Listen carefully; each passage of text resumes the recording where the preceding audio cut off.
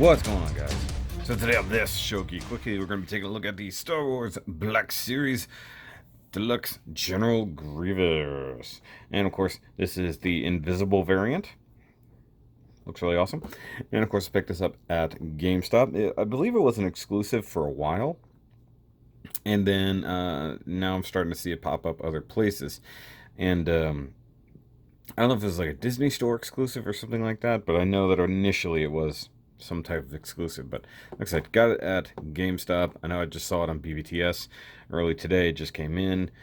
So if you need to pick it up, you can. I've got it for $35.99, but I had my little $5 discount for signing up for their rewards point thing. So you get your monthly discounts. In fact, now that it's March, I can go buy something else. But we got General Grievous down here. Some very nice artwork with the Hasbro logo. Warnings to keep your kids away from the thing. And in fact, you do have Grievous down the side here. That's pretty cool. Come to the back, and you got D1. That's why I think he's the first deluxe figure, kind of. But that doesn't make sense. So General Grievous was a brilliant separatist military strategist and feared Jedi hunter, known for his ruthlessness, hacking cough. His body itself was a weapon, allowing him lightning quick strikes and devastating blows. But he is also quick to run from a fight, tactic that worked until one final meeting with Obi-Wan Kenobi. So yeah, basically he just bailed on most of the fight. So General Grievous there. But yeah, there we go. And yeah, I did do an out-the-box review for my patrons. So if you guys actually want to see me initially open these and come up with my initial thoughts and reactions and play around with it, because I found out a whole bunch of stuff while doing that, by all means, just sign up for the Patreon. And you can see these things decently in advance. So let's go ahead and get him out here. Alright, so here we have General Grievous. Now, one thing you'll notice, he's on a stand. This is one of the NECA bases. This does not come with this figure. So if you saw my NECA stand review and how-to thing, I just, actually right before filming this, went ahead and did the same thing that I did to some of the other figures, and I drilled some holes in the bottom of his feet, because he was not made to go on a stand, but... So that's one way we're going to need to keep him upright. I mean, he can stand okay, but much like the battle droid, you really got to balance him. So he's very, very sturdy, but loose at the same time, because everything is just very spindly. And the way these feet are, they are just kind of ball joints, and then the things go into a hinge. But first and foremost, he does look really awesome. You got the paint color, the plastic color, stuff like that. It's got this almost bone-colored armor going on.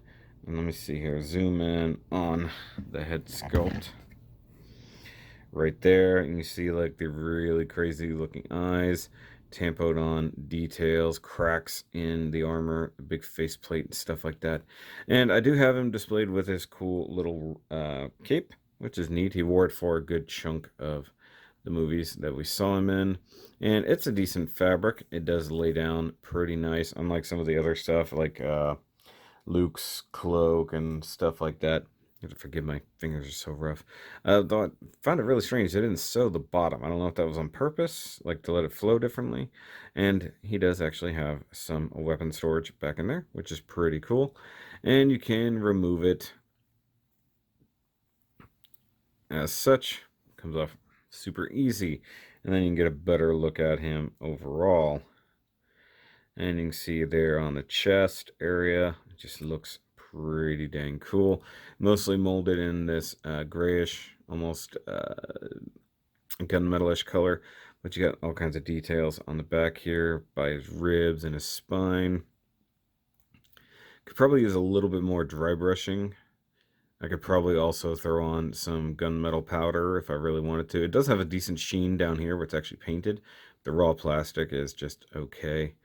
And, I mean, he's just like a bare bones, like in a very literal sense, kind of half robot cyborgy person. So, you know, he's supposed to have like real internal organs and stuff. They didn't bother really adding any of that in there. It's sort of there. Now, if you get the Star Wars Bandai kit of him, you gotta get the internal organs and everything. It's pretty neat. Let's go over articulation real quick. So his head is just on a ball joint up here, but then the neck is on a hinge down there, and then depending on what these hoses do, you can get his head like way down like that. Be careful, these little ear fin thingies are a bit loose, but for the most part, you can't really get his head down too far. So, like, normally he was walking around like this, like really crouched over, like halfway through the movie, and then he goes into battle and gets a lot taller. And then you get into some unique engineering with this guy, because he does have a ball joint back here, and then shoulder hinge there, and then elbows there. I said elbows on purpose. Oh, his arm actually started coming apart on me there. Now, there's some issues that I'll cover here in a bit. It's something that I dealt with big time in the actual unboxing, but you can see he can spread out like that. He does have a heck of a wingspan. Forget if he has, yeah, he does have a hinge right there. It's detented, so it'll hold up like almost perfectly upright, like so. And let's just do the thing. We'll just go ahead and put him out to basically full extension. He gets incredibly tall. Does have rotation here, but not down at the actual waist, and just has ball joint mounted hips, which is very disappointing because like he could do so much more there. And, you know, he doesn't have a butt anymore. I guess that's kind of good, but he can kick really high. He does have a double jointed knee, which is good enough for that. And then you've got the digigraded part of his leg here, and then the foot is just ball joint mounted. Between this and this, you do have to be a little careful. And of course, like I said, I drilled that hole out a little. He does have the big clawed feet. It reminds me of something. I just don't know what off the top of my head. But getting him balanced is not always easy. Trying to figure out the best way, because his knee has a slight reverse bend to it, like that, so you can get him as upright as you want. The problem is with the way the hinges work down here, it can act like a spring and will send him flying forward if you try to apply too much reverse pressure on him. But I don't know if I can totally get him to stand upright. He also does have some weathering, you know, some paint chipping and stuff like that. The arms and things are painted up here. I'll get into more of those details here in a minute. Let me see if I can get him to go back on his stand temporarily so I can do some quick comparisons. So actually having that is so much nicer. Hold on. Okay, so first and foremost, we have a normal battle droid, which is surprisingly similar in height. I didn't actually realize he was going to be that close. That's kind of cool. But of course, both of these figures technically would hunch down a bit more. But you can see a lot of similarities, how he's not a droid, but he's got a lot of similar parts and stuff like that. Now, there's supposedly like a red version of this guy, too. And then we have Obi-Wan.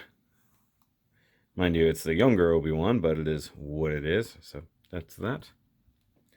And I don't have anybody else to compare him to offhand. The other droids and stuff don't really work, at least for this comparison. Now, as for accessories, he does come with the little rifle that basically killed him. So whenever the Obi-Wan that comes out later on does come out, can use this to shoot him. So that's pretty cool. He can't actually hold this. It's kind of sad. You can, however, hold his lightsabers. And you do have 4 different lightsabers because he was a Jedi killing machine. No joke. So let me see here. I'm going to put his arms down for the time being. That's scary how that rotated just now. Guess there's an extra joint there I didn't quite account for. So you've got this lightsaber. You got some silver, some gold, red, black paint. Done up pretty nice. You've got this one. Whoop. Same colors, completely new mold. I dig that. Get this one, which seems to be more of a basic one. A little slop on that red paint. And another one kind of similar to some base model ones. Looks pretty cool. Now you'll notice that these are all bladeless, but that's because the blades are elsewhere. But if you want to, you can give him lightsabers. Just kind of cram it into his hand there. Come on. That's pretty cool. And once again, he does have the weapon storage on his body there. I'm going to move the stand out of the way. But either way, of course, the main gimmick for this guy, you know I was going to do it eventually, is that his arms do split open. He does have 4 arms. So you just kind of pry them apart. There's a big tab here and a small peg there. And then up on the bicep, there's another big tab. Now, I'm trying to remember if it was this one or that one that I've had to trim because there's some really bad alignment issues. Now, the fun part, each arm does move independently. So he has the main shoulder up there, but then you have an extra shoulder bit here. They do rotate up here at the bicep and down here below the elbow, right above the forearm. So he does actually get some good articulation once his arms are split. Now let's go ahead and give him lightsabers in all these hands. He does have a thumb per lightsaber, or per hand, I should say. So that's kind of interesting. So he has 2 thumbs per hand, 4 fingers, 2 thumbs. And then come over to this side. I think this arm was the one. You can see right here that like that is very much misaligned. And the distance from here to here is different than distance from here to here. So this is actually very much tweaked to get everybody lined up. But you can see once you separate it, it just is what it is. Now, when I first got him out of the box, I didn't realize that that other shoulder joint was there. I was trying to do everything with just the individual arm shoulders, so to speak. And that made it pretty difficult to do stuff. Yeah, give him all the sabers.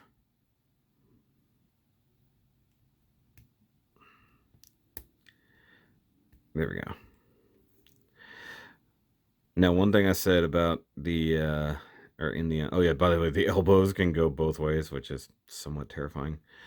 And then you do get some lightsaber blades. Now, these are a little bit different than the ones I've experienced. They have this kind of ribbed end here instead of just a straight one, but maybe I'm crazy and it's always been that way. But they fit in nice. They feel slightly more robust than the ones we've gotten recently. And they're not as polished. Like, they're just not as shiny as other ones. Still trying to be careful. Don't want to snap anything or bend it off. It is interesting. So, because he's not a Sith. He's just a robot that is good with lightsabers. So, I mean, any decent swordsman could be good with a lightsaber to some degree. See, this is where you got to kind of rotate at the forearm. But you can get him in some crazy poses once you get all the lightsabers in his hands. And I do actively like to have them point in a different direction, so he's backhanding some and not the others. But he's pretty awesome in this way. And if I don't have the particular scene, so I can't see exactly what it should look like, but I know it's pretty close. Because I know he does hunch over, so he minimizes his own strike zone, and then just sits there and spins lightsabers in a circle. It's just insane. Just a hurricane of plasma death. Once again, not the easiest thing in the world to pose. See, there's not a lot of tension on this joint. It's this one that's actually detented. So, like, you almost want to use that one instead and just get that joint straight up and down.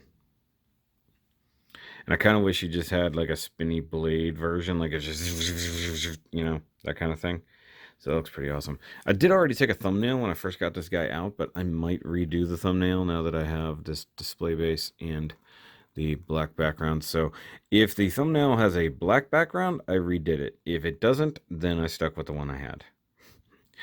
Little insider trading there, just for the heck of it. So, and get the elbow up and then rotate. And like I said, you can rotate between the bicep and the elbow and get some cool poses. Just intimidating in general. No pun intended. Or maybe it was, I don't know. So you could have him crossing 2 lightsabers up front and then have the other ones back. So that's pretty awesome in and of itself. And then of course, if you want to add the cape for intimidation factor, you totally can. But as it goes, he's a pretty cool figure. I definitely suggest getting a base stand for him and drill out a foot.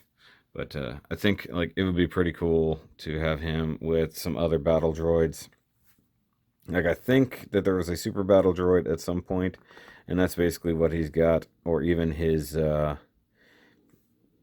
little anti-Jedi guys with the little electric staffs would be a cool.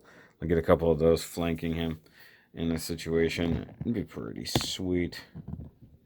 And then with the Count Dooku that's coming, I think it'll be pretty neat. But I do suggest picking him up if you can get him for a decent price. I mean, 30's not bad, but given that he is a pretty scrawny figure despite all the cool stuff he comes with, it's definitely up to you.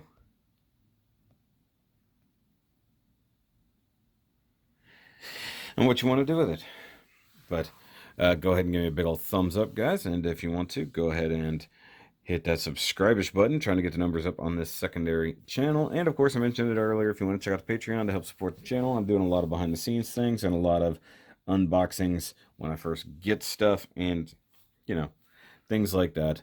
And of course, if you didn't watch the video where I talked about how to make NECA stands work for some figures and things like that, go ahead. Now, my biggest problem from here on out is figuring out how he's going to fit on my Star Wars shelf. Because, yeah, it's a little thick right now.